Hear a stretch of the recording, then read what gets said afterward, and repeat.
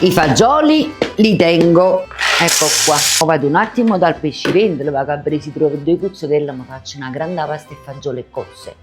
Guaglio, o pescivendolo stava chiuso, che faccio mo? Rimango con vulì. La figliola può morire, la prena si può abbrutire. Mo mi faccio pasta e fagioli e cozze, ma io già l'avevo preparato. Nel boccaccello i miei sughi e vieni, metti lui che andà sto barattolino. Questi sughi qua, ragazzi, sono sughi artigianali che ho preparato io con la mia ricetta. Questi qua li trovate solo su Amazon. Uè, ma raccomando, sciacquate un boccaccello con l'acqua perché non vado a perdere manco una goccia qua dentro qua. Stavolta mo una sola pentola, si mangiano piatti di mare, terra e mare. Siamo pronti? Adesso ci butto la pasta mista. Aggiungete un pezzettino di sale, sente calore di mare, senti, metto lui che sta pentola, vieni.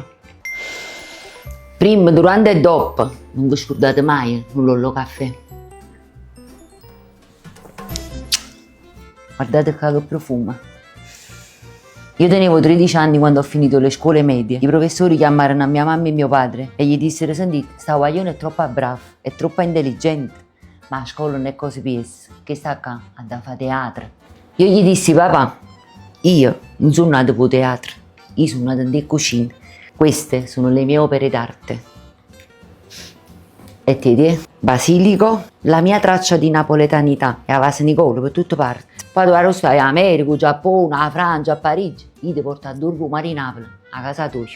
E che adoro te, o Mare Napoli, quanta armonia. E mo' pochi pepe, la pasta e fagioli, cioè, assaggiamo.